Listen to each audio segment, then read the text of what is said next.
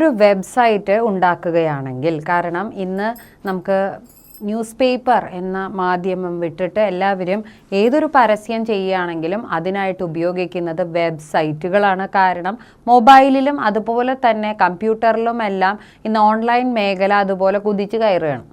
അപ്പോൾ അതിൻ്റെ ഭാഗമായിട്ട് ഇപ്പം നമ്മളൊരു വെബ്സൈറ്റ് ഉണ്ടാക്കുകയാണെങ്കിൽ നമ്മൾ ചില കാര്യങ്ങൾ ശ്രദ്ധിക്കണം. അതിലാദ്യമായി ശ്രദ്ധിക്കേണ്ട കാര്യം എന്താണെന്ന് വെച്ചാൽ, നമ്മൾ ഈ വെബ്സൈറ്റ് ഉണ്ടാക്കുമ്പോൾ അതിനൊരു പേര് കൊടുക്കുക എന്നുള്ളതാണ്. അപ്പോൾ ആ പേര് കൊടുക്കുന്നതിനെയാണ് ഡൊമൈൻ നെയിം എന്ന് പറയുന്നത്. അപ്പോൾ നമുക്ക് ഇഷ്ടമുള്ള പേര് നമുക്ക് സജസ്റ്റ് ചെയ്യാം, എങ്കിലും നമ്മൾ അങ്ങനെ ആ പേര് കൊടുത്താൽ അത് കിട്ടിക്കൊള്ളണം എന്ന് നിർബന്ധമൊന്നുമില്ല. കാരണം ചിലപ്പോൾ ആ പേരിൽ വേറെ ഏതെങ്കിലും വെബ്സൈറ്റ് ഓൾറെഡി ഉണ്ടെങ്കിൽ നമ്മൾ കൊടുക്കുന്ന പേരിൽ എന്തെങ്കിലും ചേഞ്ചസ് ഒക്കെ വരുത്തേണ്ടതായിട്ട് വരുന്നു.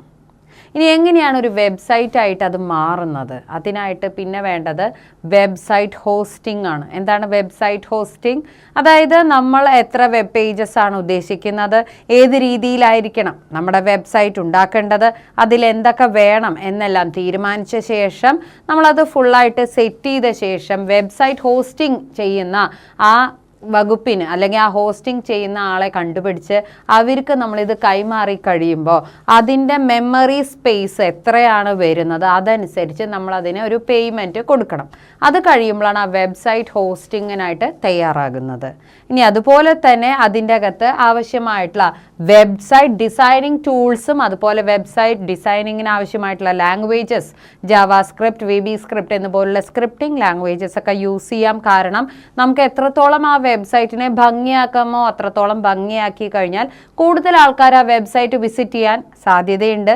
അപ്പോൾ അത്രത്തോളം എനിമേറ്റഡ് ആണെങ്കിലും അതുപോലെ വീഡിയോസ് ആണെങ്കിലും എല്ലാതും വളരെയധികം നല്ല രീതിയിൽ നല്ല ഡിസൈനിലൂടെ നല്ല കളർ ലേ ഔട്ടിലൂടെ നമ്മൾ കൊടുക്കുകയാണെങ്കിൽ അതാണ് എപ്പോഴും ആ വെബ്സൈറ്റിനെ കാണുമ്പോൾ തന്നെ ഒരു നല്ല അപ്രീസിയേഷൻ കിട്ടാനുള്ള കാര്യങ്ങൾ.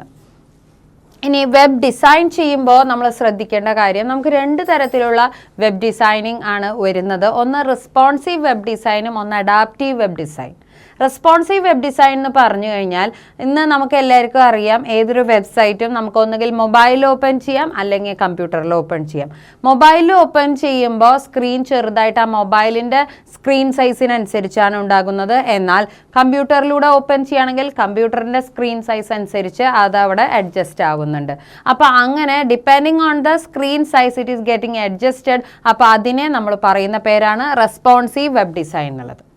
അതേസമയം അഡാപ്റ്റീവ് വെബ് ഡിസൈൻ എന്ന് പറഞ്ഞിട്ടൊരു സംഭവമുണ്ട്. അതെന്താണെന്ന് വെച്ചാൽ, സാധാരണ അവൈലബിൾ ആയിട്ടുള്ള ഒരു കസ്റ്റം സൈസ്, ആ സൈസിൽ മാത്രമേ എപ്പോഴും ആ സ്ക്രീൻ എക്സിസ്റ്റ് ചെയ്യുള്ളൂ. അതിപ്പോൾ മൊബൈലായാലും കമ്പ്യൂട്ടർ ആയാലും ഒരേപോലെ തന്നെ നമുക്ക് കാണുമ്പോൾ മനസ്സിലാവുള്ളൂ. അല്ലാതെ ആ സ്ക്രീൻ സൈസിനെ ഡിപ്പെൻഡ് ചെയ്തുകൊണ്ട് ഇതിൻ്റെ ലേ ഔട്ടിന് ഒരു തരത്തിലുള്ള വ്യത്യാസം വരുന്നില്ല. അതാണ് അഡാപ്റ്റീവ് വെബ് ഡിസൈൻ എന്ന് പറയുന്നത്. ഇനി വെബ്സൈറ്റിൻ്റെ ഒരു സ്ട്രക്ചർ എങ്ങനെയാണ്? വെബ്സൈറ്റിൻ്റെ സ്ട്രക്ചർ എന്ന് പറഞ്ഞാൽ നമ്മൾ ആദ്യം തന്നെ ഓപ്പൺ ചെയ്യുന്ന ഫസ്റ്റ് പേജിനെ പറയുന്ന പേര് ഹോം പേജ് എന്നാണ്. ആ ഹോം പേജിൽ നിന്നാണ് നമ്മൾ പിന്നെ മെയിൻ സെക്ഷനിലേക്ക് പോകുന്നത്. ആ മെയിൻ സെക്ഷനിൽ നിന്നാണ് സബ് സെക്ഷനുകളിലേക്ക് പോകുന്നത്. ആ രീതിയിലായിരിക്കണം നമ്മളുടെ വെബ് പേജിനെ അല്ലെങ്കിൽ വെബ്സൈറ്റിനെ നമ്മൾ ഡെവലപ്പ് ചെയ്യുന്നത്. കാരണം ആ രീതിയിലൂടെ പോകുമ്പോഴാണ് കുറച്ചും കൂടി കാണാനും ഭംഗി, ആൾക്കാർക്ക് പെട്ടെന്ന് അത് മനസ്സിലാക്കാനും അതിനെക്കുറിച്ച് കൂടുതൽ അറിയാനും സാധിക്കുന്നത്. അപ്പോൾ ഒരു വെബ്സൈറ്റ് എന്ന് പറഞ്ഞാൽ ഫസ്റ്റ് ഹോം പേജ്, ആ ഹോം പേജിൽ ക്ലിക്ക് ചെയ്ത് കഴിയുമ്പോഴാണ് നമുക്കതിലെ മെയിൻ സെക്ഷനിലേക്ക് പോകേണ്ടത്. മെയിൻ സെക്ഷനിലൂടെ നമുക്കതിൻ്റെ സബ് സെക്ഷനിലേക്ക് പോകുന്ന രീതിയിലായിരിക്കണം ചെയ്യുന്നത്.